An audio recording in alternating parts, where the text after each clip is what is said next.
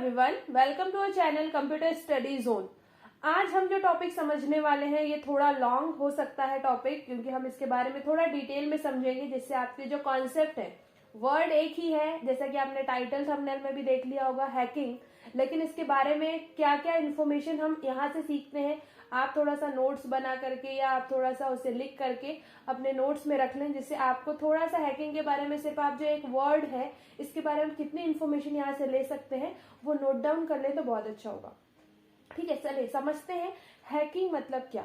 Hacking का मतलब होता है कंप्यूटर सिस्टम में जो वीकनेस है उसको ढूंढ निकालना एंड उसी वीकनेस का फायदा उठाकर उस कंप्यूटर के ऑनर को ब्लैकमेल करना। हैकिंग वर्क कंप्यूटर के थ्रू किया जाता है, मतलब कंप्यूटर है वहीं पर हैकिंग होगी, सिंपल सी बात है।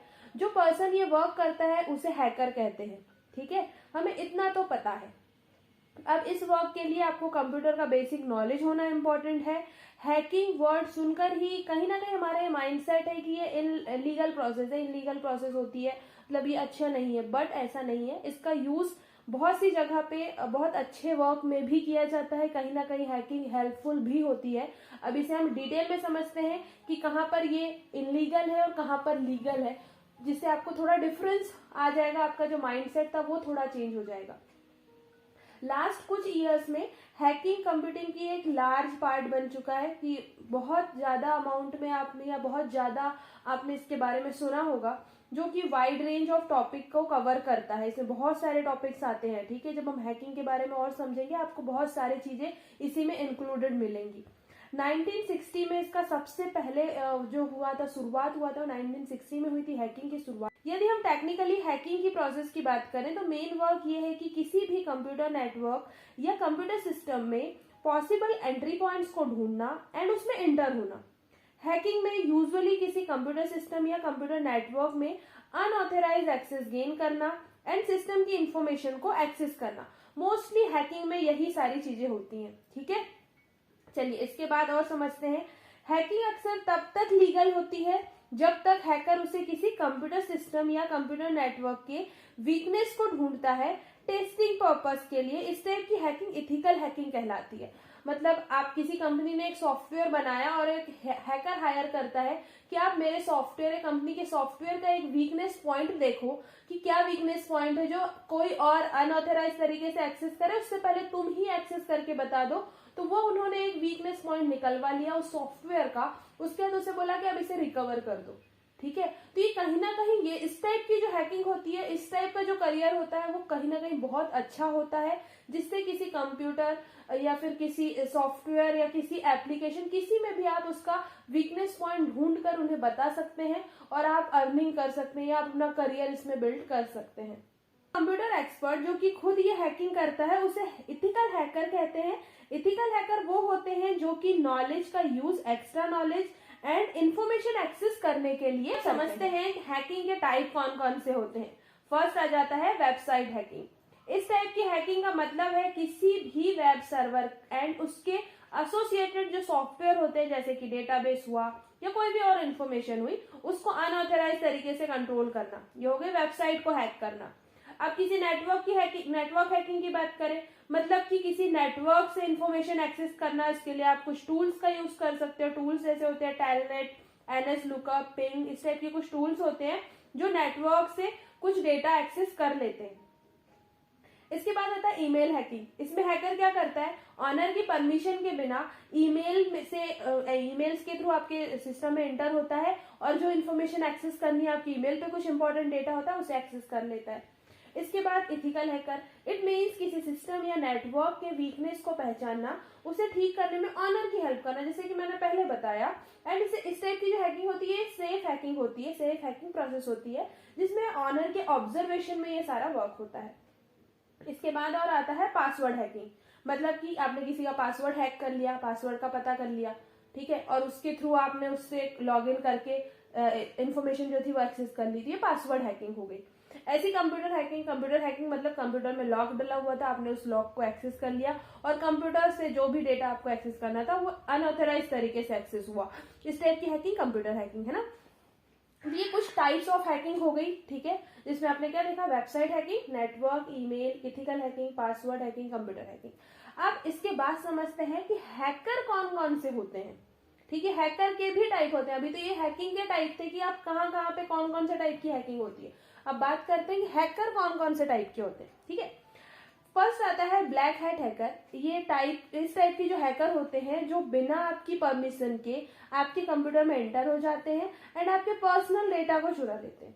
जैसे कि कोई कॉर्पोरेट डेटा हुआ, फंड ट्रांसफर डिटेल हुई, इस टाइप का जो भी डेटा होता है, बहुत सारी ऐसी इन्फॉर्मेशन होती है हमारे सिस्टम में, उसे हम जो स्टोर करके रखते हैं अपनी सेफ्टी के लिए, इन फ्यूचर यूज के लिए, वो कोई और एक्सेस कर लेता है, उसे बोलते हैं ब्लैक हैट हैकर। इसके बाद आते हैं व्हाइट हैट हैकर। अब जो ब्लैक हैट वर्क कर रहा था उसके जस्ट अपोजिट हुआ व्हाइट हैट हैकर। ठीक है, कंप्यूटर की सिक्योरिटी को चेक करते हैं। इसका यूज कोई भी कंपनी अपनी सिक्योरिटी को चेक करने के लिए करवाती है, और उसके वजह से कि मैंने आपको स्टार्टिंग में बताया कि कोई कंपनी आपको हायर कर रही है, आप एक हैकर है, आपको हायर करी, उन्होंने अपनी सिक्योरिटी चेक करवाई, उसके बाद आपने उसे एक ऐसा पॉइंट निकाल लिया कि ये वीक पॉइंट है, यहाँ से कोई भी एक्सेस कर सकता है डेटा, आपने उन्हें बताया, उन्होंने बोला ठीक है आप इसे रिकवर कर दो, उसके बाद आपने उसे रिकवर किया, और उसके बाद फिर से आपने खुद कोशिश करी। ठीक है, आपने खुद कोशिश करी कि और अलग अलग ट्राई आपने किए कि आप सिक्योरिटी ब्रेक कर सको, पर आप खुद ही ब्रेक नहीं कर पाए। तो आप ये जो कंपनी आपको हायर करके प्रोसेस करवाएगी, तो इस टाइप का जो आपका जो हैकिंग का वर्क होगा ये होगा व्हाइट हैट हैकर। इसके बाद आते हैं grey hat hacker. Grey hat hacker वो होते हैं जो पर्सनली उनका कोई इंटेंशन नहीं होता कि वो किसी के सिस्टम में एंटर हो या फिर डेटा एक्सेस करे। जब कोई हैकिंग सीखता है ना, तो वो बता के तो परमिशन से तो हैकिंग करेगा नहीं, वो ये कोशिश करता है कि बिना परमिशन के वो हैकिंग सीखे, तो वे स्मॉल कोड्स का यूज करते हैं, और कहीं ना कहीं वो ब्लैक हैट हैकर भी होते हैं बट वो व्हाइट हैट हैकर भी होते हैं, क्योंकि वो लर्निंग फेज में होते हैं। इन्हें कहा जाता है ग्रे हैट हैकर। आते हैं मिसलीनियस हैकर। तो मिसलीनियस हैकर जो होते हैं इसमें बहुत सारे टाइप्स आ जाते हैं, सबके बारे में समझते हैं। इसमें पहला आता है रेड हैट हैकर। अब रेड हैट हैकर मतलब क्या, ये जो ब्लैक हैट और व्हाइट हैट हैकर हमने समझा, इसका कॉम्बिनेशन होता है। जो मोस्टली आपने देखा होगा गवर्नमेंट एजेंसी हुई, टॉप सीक्रेट इंफॉर्मेशन हब हुए, ठीक है, ये क्या करते हैं, इन हैकर्स को हायर करते हैं। हायर करा मतलब व्हाइट हैट हैकर, बट किसी और आप कंट्री बेसिस पर देखें, किसी और कंट्री के सिस्टम को वो करना है, हैक करना है, या वहां से इंफॉर्मेशन लेनी है, वहां से कुछ डेटा लेना है, तो जो गवर्नमेंट एजेंसी या फिर जो सिक्योरिटी, वहां की सिक्योरिटी ब्रेक करना, तो ये वाली चीज कहीं ना कहीं व्हाइट हैट हैकर भी हुई और ब्लैक हैट हैकर भी हुई, तो इसे कहा जाता है रेड हैट हैकर। ये मिसलीनियस हैकर्स के अंदर आते हैं। और जो अपने ग्रे हैट में भी यही डेफिनेशन थी, बट वहां पे वो लर्निंग फेज में होते हैं, उन्हें कोई हायर नहीं करता, वो ग्रे हैट हैकर होते हैं, तो आप कंफ्यूज ना हो इसमें। अब नेक्स्ट इसी में आता है मिसलीनियस है blue hat hacker. Blue hat hacker मतलब क्या, ये मोस्टली फ्रीलांसर्स होते हैं जो कि किसी कंपनी के लिए वर्क नहीं करते, बट उन्हें network security, apps and software के बारे में पूरी इंफॉर्मेशन होती है। ऐसे हैकर का यूज कोई भी कंपनी अपने प्रोडक्ट को के जो लूप होल्स होते हैं उसे जानने के लिए करवाती है। इसके लिए कंपनीज हैकर्स को प्रोडक्ट के बीटा वर्जन प्रोवाइड करती है, इससे कंपनी को काफी हेल्प हो जाती है कि आप वो सिक्योरिटी चेक करवा सके। इसके बाद आता है एलिट हैकर्स। एलिट हैकर्स मतलब क्या, ये हैकर्स वो होते हैं जो हैकर्स कम्युनिटी के बीच एक सोशल स्टेटस है जो कि उन्हीं सिलेक्टेड हैकर्स को मिलता है जिनके पास बहुत अच्छी स्किल्स होती हैं, जो इस वर्क में बेस्ट होते हैं, एक्सपर्ट होते हैं, उन्हें कहा जाता है एलिट हैकर्स। इसके बाद आता है स्क्रिप्ट किडी।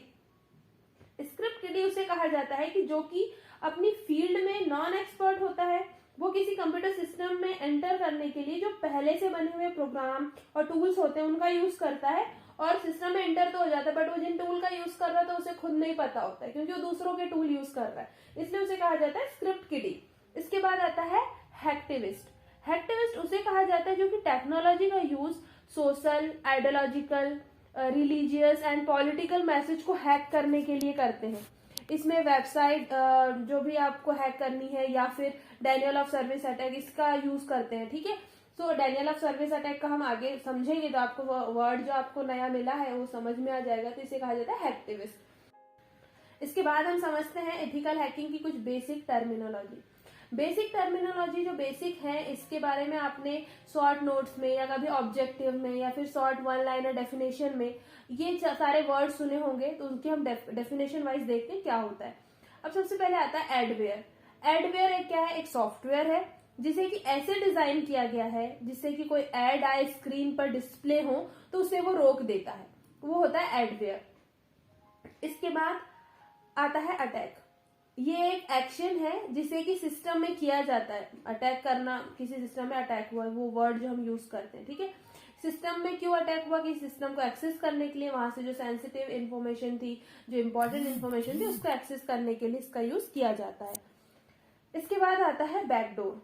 बैकडोर या ट्रैप डोर, ये एक हिडन एंट्री होती है किसी कंप्यूटर डिवाइस में। अगर से एंटर होना है, डोर है मतलब कि एंटर होना है, कहाँ एंटर होना है, सिस्टम में एंटर होना है, ठीक है, या किसी सॉफ्टवेयर में एंटर होना है, वहां की जो भी सिक्योरिटी है उसको उसमें कैसे लॉग इन करना है, तो लॉग इन उसने हैकिंग के थ्रू कर लिया, पासवर्ड जो प्रोटेक्शन था, तो इस टाइप की जो चीजें थी उसको उसने ब्रेक किया और एंटर हो गया, तो उसे कहते हैं बैकडोर। इसके बाद आता है बॉट। बॉट आपने जनरली सुना होगा। बॉट क्या होता है? बॉट एक प्रोग्राम होता है जो कि किसी एक्शन को ऑटोमेट करने में हेल्प करता है, या और जो भी वर्क है उसको रैपिडली वो वर्क करते जाता है, बहुत हायर स्पीड में, हायर रेट में ये वर्क करता है, उसमें कोई एरर नहीं आती है। ये होता है बॉट। आपने किसी वेबसाइट पे देखा होगा, उसमें बॉट लगे होते हैं जो आपके फ्रिक्वेंटली आपको क्वेश्चन एंड चैट में हेल्प करते हैं। इसके बाद आता है बॉटनेट। बॉटनेट मतलब क्या? ये एक ज़ॉम्बी आर्मी, इसे जो है ज़ॉम्बी आर्मी कहा जाता है। ये कंप्यूटर के ग्रुप को कहा जाता है जिसमें किसी ऑनर के नॉलेज में किया जाता है। इसका यूज मोस्टली स्पैम सेंड करने या डेनियल ऑफ सर्विस अटैक करने के लिए किया जाता है। अब डेनियल ऑफ सर्विस 2 बार आ गया है, तो इसे समझना जरूरी है कि होता क्या है। इसके बाद आता है ब्रूट फोर्स अटैक। ये किसी वेबसाइट या सिस्टम पर एक्सेस गेन करने के लिए एक सिंपलेस्ट मेथड है। इसमें यूजर नेम एंड पासवर्ड के डिफरेंट जो कॉम्बिनेशन होते हैं उसे तब तक ट्राई किया जाता है जब तक उसका सही कॉम्बिनेशन नहीं मिल जाता है, ब्रूट फोर्स अटैक। इसके बाद आता है बफर ओवरफ्लो।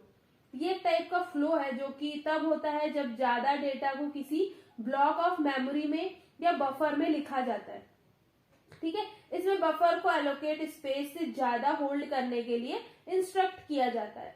इसके बाद आता है क्लोन फिशिंग। क्लोन फिशिंग मतलब क्या? ये एक टाइप से मॉडिफिकेशन है जिसमें ईमेल को किसी फॉल्स लिंक के साथ, जो भी गलत लिंक होती है उसके साथ अटैच करके पर्सनल इंफॉर्मेशन एक्सेस कर ली जाती है।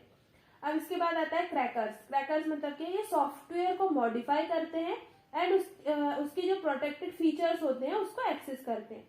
अब आता है Daniel of service. Daniel of service attack, जिसे हम शॉर्ट में डॉस अटैक कहते हैं।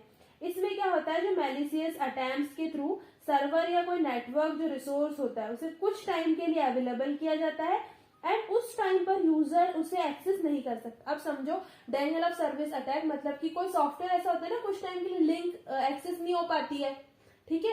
बैंक के ट्रांजेक्शन कुछ टाइम के लिए हमें नहीं हो पाते, लेकिन उस टाइम पर अगर से आपने लॉग इन किया, कोई और एक्सेस करके वो मनी ट्रांसफर कर लेता है। आपने इस तरह की चीजें सुनी होंगी। तो ये जो थोड़ा सा जो नेटवर्क से वो लोग टाइम अपने लिए निकालते हैं और वहां पे वो ट्रांजेक्शन करते हैं, इंफॉर्मेशन एक्सेस करते हैं, वो होता है डेनियल ऑफ सर्विस अटैक।